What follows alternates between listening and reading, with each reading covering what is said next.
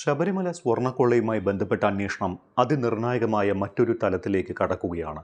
ഒരുപക്ഷെ കേസിന്റെ മാനം തന്നെ മാറ്റിമറിച്ചേക്കാവുന്ന തരത്തിൽ 3 അറസ്റ്റുകൾക്ക് കൂടി സാധ്യതയുണ്ട് എന്ന സൂചന SITയും ഹൈക്കോടതിയും നൽകിക്കഴിഞ്ഞു. സ്വർണ്ണക്കൊള്ളയുമായി ബന്ധപ്പെട്ട് ഇനി അറസ്റ്റ് ഉണ്ടായേക്കില്ല എന്നും കുറ്റപത്രം തയ്യാറാക്കുന്ന നടപടികളിലേക്ക് SIT കടക്കുകയാണ് എന്നും നേരത്തെ സൂചനയുണ്ടായിരുന്നു. എന്നാൽ തിങ്കളാഴ്ച SIT കോടതിയിൽ സമർപ്പിച്ച റിപ്പോർട്ട് പ്രകാരം കേസിൽ 3 അറസ്റ്റുകൾക്ക് കൂടി സാധ്യതയുണ്ട്.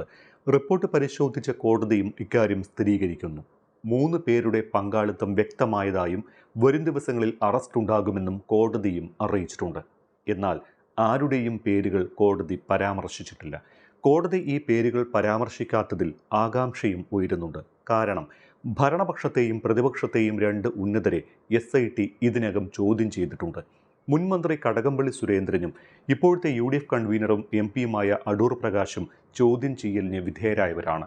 കടകംപള്ളി സുരേന്ദ്രൻ ദേവസ്വം മന്ത്രിയായിരുന്ന കാലഘട്ടത്തിലാണ് സ്വർണ്ണ കവർച്ച നടന്നത് എന്നും കണ്ടെത്തിയിട്ടുണ്ട്. അതോടൊപ്പം അടൂർ പ്രകാശും ഉണ്ണികൃഷ്ണൻ പോറ്റിയുമായുള്ള അടുപ്പത്തിന്റെ നിരവധി തെളിവുകളും പുറത്തു വന്നിരുന്നു. ഇതെല്ലാം കണക്കിലെടുക്കുമ്പോൾ ഉന്നത തലത്തിലുള്ള അറസ്റ്റാണ് നടക്കുന്നത് എങ്കിൽ അത് ഇതുവരെയുള്ള സ്വർണ്ണക്കൊള്ളയുടെ രാഷ്ട്രീയം തന്നെ മാറ്റിമറിക്കും.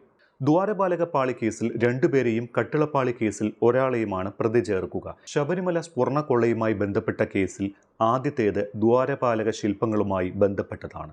ഈ കേസിലാണ് 4 പേരുടെ കൂടി പങ്കാളിത്തം സംബന്ധിച്ച് വിശദമായ പരിശോധന നടത്തുകയും അതിൽ 2 പേരുടെ പങ്കാളിത്തം ഉറപ്പാക്കുകയും ചെയ്തിട്ടുള്ളത്.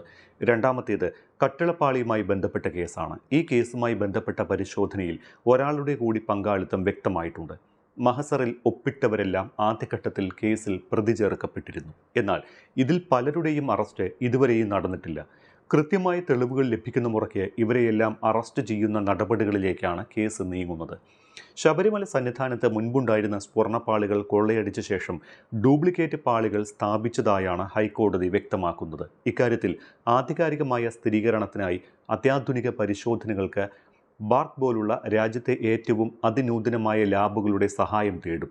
കഴിഞ്ഞ 27 വർഷത്തെ സന്നിധാനത്തെ കാര്യങ്ങളാണ് അന്വേഷിക്കുന്നത്. ഇതോടെ കൊള്ളയുടെ വ്യാപ്തി ഇവിടെയൊന്നും നിൽക്കില്ല എന്ന നിഗമനത്തിലേക്ക് കോടതിയും പൊതുസമൂഹവും എത്തുകയാണ്. സമാന്തരമായി എൻഫോഴ്സ്മെന്റ് ഡയറക്ടറേറ്റ് കൂടി സന്നിധാനത്തെ കൊള്ളയെക്കുറിച്ച് അന്വേഷണം നടത്തുന്നുണ്ട്. SITയോ EDയോ ഇതുവരെ കുറ്റപത്രം തയ്യാറാക്കിയിട്ടില്ല. ഇതൊരു പക്ഷേ ഇനിയും വൈകിയേക്കുമെന്ന സൂചനയുമുണ്ട്. ഏറ്റവും നിർണായകമായ ഒരു കണ്ടെത്തലാണ് ഇന്നലെ ഹൈക്കോടതി സ്വർണ്ണക്കൊള്ളയുമായി ബന്ധപ്പെട്ട് നടത്തിയത്.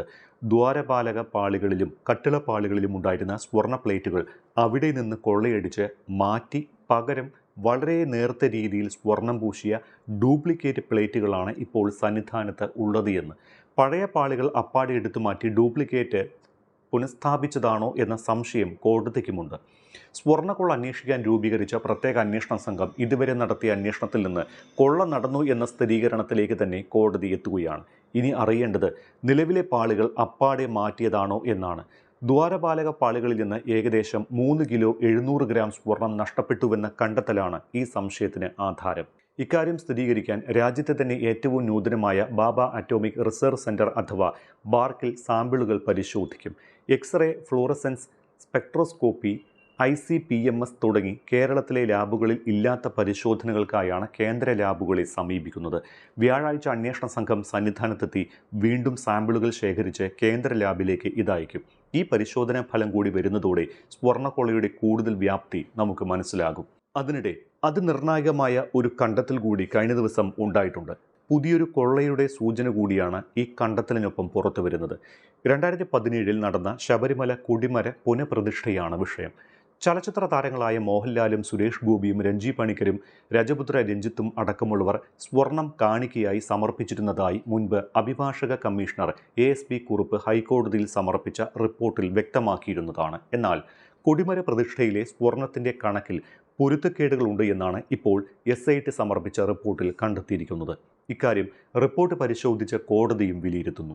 2018 അഭിഭാഷക കമ്മീഷണർ ASP കുറുപ്പ് സമർപ്പിച്ച റിപ്പോർട്ടുമായി താരതമ്യം ചെയ്യുമ്പോൾ SITയുടെ കണ്ടെത്തൽ സാധൂകരിക്കുന്ന പല തെളിവുകളും കണ്ടെത്തലുകളും അഭിഭാഷക കമ്മീഷണറുടെ റിപ്പോർട്ടിലും ഉണ്ട് എന്നാണ് സൂചന. ഇതോടെ 2017 പ്രയാർ ഗോപാലകൃഷ്ണൻ അധ്യക്ഷനായ ദേവസ്വം ബോർഡ് ഭരണസമിതിയിലേക്ക് കൂടി ശബരിമല സ്വർണ്ണക്കൊള്ളയുടെ അന്വേഷണം നീളുകയാണ്. 2018 ജൂലൈ 6-നാണ് അഭിഭാഷക കമ്മീഷണർ ASP കുറുപ്പ് കൊടിമര പ്രതിഷ്ഠയുമായി ബന്ധപ്പെട്ട് കണക്കുകൾ അടക്കമുള്ള മുഴുവൻ കാര്യങ്ങളും ഉൾപ്പെടുത്തി ഹൈക്കോടതിയിൽ റിപ്പോർട്ട് സമർപ്പിച്ചിരുന്നത്. ഇപ്പോൾ ശബരിമല സ്വർണ്ണക്കൊള്ള അന്വേഷണത്തിന്റെ ഭാഗമായി SITയും കൊടിമര പുനഃപ്രതിഷ്ഠയെക്കുറിച്ച് അന്വേഷണം നടത്തിയിരുന്നു. കിലോ കണക്കിന് സ്വർണം കൊടിമര പ്രതിഷ്ഠയ്ക്കായി കാണിക്കയായി ലഭിച്ചിരുന്നുവെന്നാണ് അഭിഭാഷക കമ്മീഷണറുടെ റിപ്പോർട്ടിൽ വ്യക്തമാക്കുന്നത്. ചലച്ചിത്ര താരങ്ങൾക്ക് പുറമെ നിരവധി ഭക്തരും കാണിക്കയായി സ്വർണം നൽകിയിരുന്നു. താരങ്ങൾ നൽകിയ സ്വർണം വാജിവാഹനത്തിനും അഷ്ടദിക്പാല പ്രതിമയ്ക്കും ഉപയോഗിച്ചുവെന്നാണ് ASP കുറുപ്പിന്റെ റിപ്പോർട്ടിലുള്ളത്. എന്നാൽ കൊടിമര പ്രതിഷ്ഠയിലെ സ്വർണത്തിന്റെ കണക്കുകളിൽ പൊരുത്തക്കേടുകളുണ്ട് എന്ന് SIT റിപ്പോർട്ട് പരിശോധിച്ച ഹൈക്കോടതി വിലയിരുത്തി.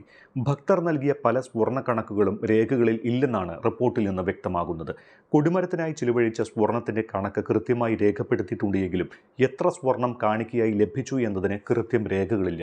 ഇത് ഗുരുതരമായ സംശയത്തിനാണ് ഇടയാക്കുന്നത്. കൊടിമര പ്രതിഷ്ഠയ്ക്ക് പുറമെ 6 താഴികക്കുടങ്ങളും സ്വർണം പൂശണമെന്ന് കുറുപ്പ് നിലപാടെടുത്തിരുന്നു.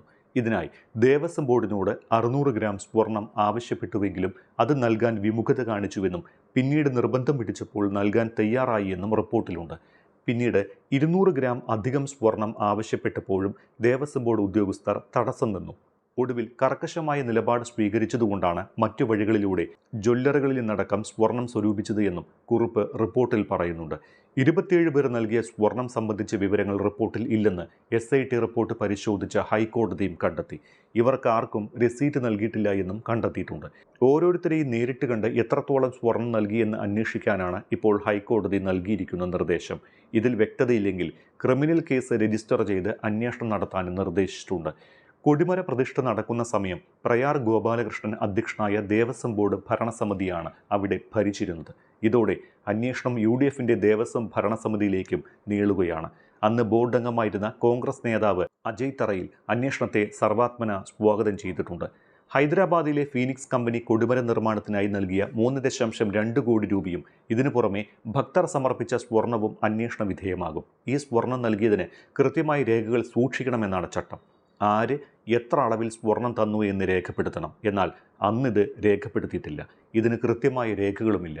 ഇത് ഗുരുതരമായ ചട്ടലംഘനമാണ് എന്നും ഹൈക്കോടതി നിരീക്ഷിക്കുന്നുണ്ട്. ഈ ഘട്ടത്തിൽ കൊടിമരത്തിൽ 30 ദിവസത്തിനകം ത്വരിത പരിശോധന നടത്താൻ വിജിലൻസിനോട് ഹൈക്കോടതി ഉത്തരവിട്ടിരിക്കുകയാണ്. ഫീനിക്സ് ഗ്രൂപ്പ് സ്പോൺസർ ചെയ്ത 3.2 കോടി രൂപയിൽ ബാക്കി വന്ന 16 ലക്ഷം രൂപ ദേവസ്വം ബോർഡിന് കൈമാറിയിരുന്നുവെന്നും അവകാശവാദമുണ്ട്. ഒരു പ്രമുഖ സിനിമാ താരവും ഒരു ജ്വല്ലറിയും കൊടിമര നിർമ്മാണത്തിനായി സ്വർണം നൽകിയെങ്കിലും ഇതിന് ദേവസ്വം ബോർഡ് ഔദ്യോഗികമായി രസീറ്റുകൾ നൽകിയിട്ടില്ല എന്നത് സംശയത്തിനും ഇട നൽകുന്നു. ഇതോടെ രേഖകളിൽ പെടാതെ ശബരിമലയിലെത്തിയ ഈ സ്വർണങ്ങളെല്ലാം എവിടെ പോയി എന്നത് തീർച്ചയായും അന്വേഷണത്തിലൂടെ കണ്ടെത്തേണ്ട ഒന്നാണ്.